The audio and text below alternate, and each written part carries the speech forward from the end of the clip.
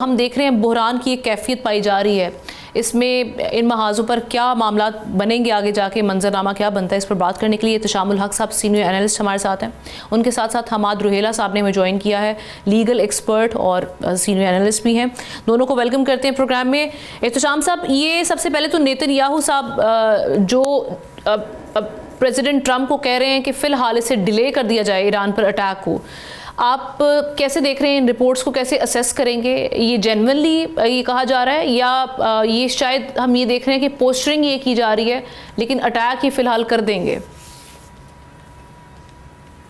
जी, हमने नेतन्याहू का ये कहना है कि जी मेरे कहने पे इसको मुअख्खर कर दिया गया या टल गई है जंग, ये इससे बड़ा सफ़ेद झूठ नहीं हो सकता। टोटल लाई है, मैं आपको बता सकता हूँ। और मैंने कल आपको बताया था इनिशियली जो काम किया था तैयब अर्दोगान ने किया, MBS ने किया, फील्ड मार्शल ने हमारे ने किया था, और ये एक बहुत ज़बरदस्त किस्म का सफारती दबाव डाला गया था प्रेसिडेंट ट्रंप पे, और उनको ये कन्विंस किया गया था, मेरी इत्तला है कि देखें आपको अंदाज़ा होना चाहिए कि मिडिल ईस्ट में आपकी क्रेडिबिलिटी स्टेक पे है। मिडिल ईस्ट के ममालिक में अमन रहना ये अमेरिका के लिए बहुत ज़रूरी है। अगर वहाँ पे कुछ फसाद होता है या स्टेबलाइज नहीं रहता हो रीजन, और वहाँ पे कोई नारकी होती है और ईरान टैक्स में अगर वहाँ पे रिजीम चेंज की बात होती है तो ये अमेरिका का सबसे बड़ा नुकसान है। तो ये तो बिल्कुल नेतन्याहू, तो मुझे याद है आमना कि जिस वक्त ये मामला उठा था चंद दिन पहले, जब प्रेसिडेंट ट्रंप ने कहा था कि जी मैं हमला करूंगा, उससे पहले चंद दिन पहले नेतन्याहू ने बाकायदा वो जो उनकी जगह है क्या कहलाती है, वो जो प्रेसिडेंट ट्रंप का घर है मारो लोगों में, फ्लोरिडा में मुलाकात की थी और वहाँ उसको उकसाया था कि आप काम करें, और उसके पीछे बहुत बड़ी यहूदी लॉबी है जो प्रेसिडेंट ट्रंप से ये काम करवाती है। लेकिन अच्छी बात हुई है कुछ हमारे 3 मुल्कों के एफर्ट,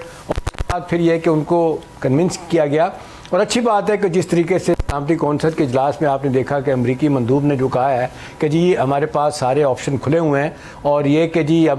देखते हैं कि मामला किधर जाता है, तो फॉर द टाइम बीइंग मामला रुक गया है। आपने देखा वहाँ पे सिक्योरिटी काउंसिल में आमना के ईरानी मंदूब ने जो बातें की हैं, उसने कहा जी ठीक है बातचीत के दरवाजे खुले हैं, लेकिन हम कुछ बातें जो है ना बर्दाश्त नहीं करेंगे। मसलन ये कि हमें बातचीत में अगर कहा जाएगा कि अपने बैलिस्टिक मिसाइल प्रोग्राम को बंद कर दें तो ये नहीं होगा। हाँ, हम तैयार हैं, न्यूक्लियर प्रोग्राम के बारे में पहले भी बात करते रहे हैं, अब भी करेंगे, लेकिन इस पे हमारी बात नहीं होगी। और ये भी मैं आमना आपको बताऊं, खबर के तौर पे जो सफारती ज़राए बताते हैं कि जिस तरीके से ईरान ने एक बहुत बड़ा प्लान बना लिया था, बैलिस्टिक मिसाइल, हज़ारों का वर्ड यूज़ किया गया कि हज़ारों की तादाद में वो बैलिस्टिक मिसाइल जो है ना पहले तो जाएंगे अमरीकी इत्तेहादी, उन्हें कोई परवाह नहीं है कि उन पर हमला होगा तो कतर में क्या होता है, बहरीन में क्या होता है, सऊदी अरब में क्या होता है, UAE में क्या होता है। वो कहते हैं जहाँ जहाँ उन पर हमले होंगे वो ये काम करेंगे, और जो उनकी प्रॉक्सी जो कहा जाता है उन्होंने ख़त्म कर दिए हैं, चाहे वो अपना शाम में है, यमन में है, वो कहते हैं रीएक्टिवेट ईरान करेगा। तो ऑल आउट रिव्यू करने की एक वजह हम देख रहे थे कि चाइनीज़ की जो इस वक्त मूवमेंट थी, वो चाइनीज़ जहाज़ों के हवाले से जो कह रहे थे कि पूरे स्टार किस्म की वहाँ पर परवाज़ें, ऐसे तो एयर स्पेस ईरान की बंद हो चुकी है। सो कहीं ना कहीं US की जानिब से ये इस चीज़ को भी सोचा जा रहा था कि अगर हम मैदान में उतरते हैं तो फिर रशिया की जानिब से भी एक बड़ा सख्त किस्म का रिएक्शन आया था, और चाइनीज़ ढकी छुपी हेल्प तो वो भी करेंगे।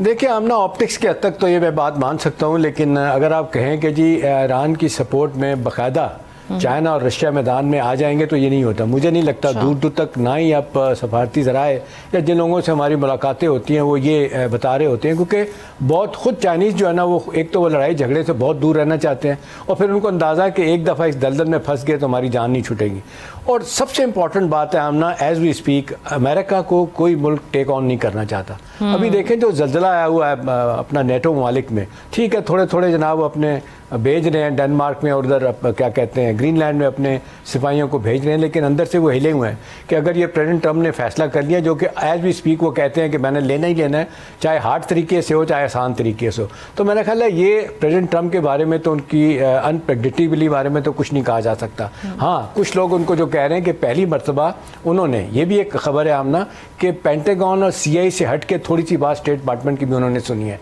कि देखें पूरे दुनिया में हमारे लिए मुश्किलात हो जाएंगी। पहले ही बहुत ज़्यादा वेनेजुएला के बाद दुनिया हमारे खिलाफ हो गई है कि और जमहूरियत नाम की कोई चीज़ नहीं रहेगी, उनके बारे में कहा जा रहा है, मार्शल में लगवा सकते हैं। एक दूसरी बात आमना जो मेरा ख्याल है और भी ज़्यादा इंपॉर्टेंट है ईरान के कॉन्टेक्स्ट में, कि ये जो डिसइंफॉर्मेशन फैलाई गई थी ना, बहुत ज़्यादा प्रोपेगेंडा। एक तो ईरान खुद मानना है कि 2000 लोग मारे गए, वेस्टर्न मीडिया कह रहा है 3000 लोग मारे गए, और फिर ये कि जो ईरानियों ने काम दिखाया था ड्यूरिंग ये जब बहुत ज़्यादा प्रोटेस्ट टॉप पे जा रहे थे, बहुत आगे जा रहे थे, तो तेहरान से कुछ डिप्लोमेट्स को लेके ईरानी हुकूमत गई, उन्होंने जाके दिखाया कि मुजाहिरीन के अंदर कुछ और मुजाहिरीन है जो उन्हीं मुजाहिरीन पे हमले कर रहे हैं। तो ये बताया जाता है कि ये काम मोसाद ने किया, जिनके एजेंट जो है ना वो पूरे मुल्क में उनके फैले हुए हैं, उन्होंने किया। और फिर इसकी तस्दीक की आमना, वो जो इन्फो लैब है ना ब्रसल में, बेल्जियम में, उन्होंने भी तस्दीक की कि ये फेक प्रोपेगेंडा बहुत हो रहा था और बहुत सारी खबरें ईरान के बाद में गलत हुई हैं। तो ये मैं नहीं कह रहा, ये तो वेस्ट की दुनिया उनको कह रही है। तो बहुत से हवालों से ईरान का नुक्ता नज़र भी समझने में लोगों को मदद मिली कि जो कहा जा रहा था थियोक्रेसी है,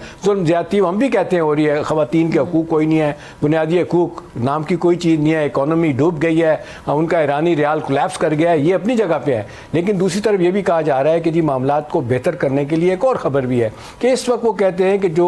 बड़ी फोर्सेस हैं वहाँ पे, उनकी आप देख लें, ये जो उनके स्पेशल गार्ड्स हैं या जो उनकी फ़ौज है, वो तो सिर्फ बात ही सुनती है खमेनी साहब की, जो सुप्रीम लीडर है। इस प्रोसेस में बाकी जो अदारे हैं आमना, वो कहते हैं कि उनकी बात नहीं सुनी जाती। कहा जा रहा है वो जो इतदाल पसंद है वो अब असर्ट कर लेते हैं, इंक्लूडिंग प्रेसिडेंट साहब जो उनके हैं, और इसमें वो इराक़ची साहब भी शामिल हो गए हैं, जो अब्बास इराक़ची, जो इस वक्त आप देख रहे हैं फॉरेन मिनिस्टर हैं। उनको बड़ा टफ टाइम मिला, जहाँ जा रहे हैं लोग उनके बारे में सवाल करते हैं। तो ईरान ने भी थोड़ी सी पोजीशन अपनी पीछे हटी है, लेकिन ईरान का इमेज थोड़ा सा इस हवाले से बेहतर हुआ है कि ऑल आउट चीज़ें जो है ना वो खुद उनकी तरफ से की जा रही थी। जी सब्सक्राइब करें और बेल दबाएं ताकि कोई खबर रह न जाए।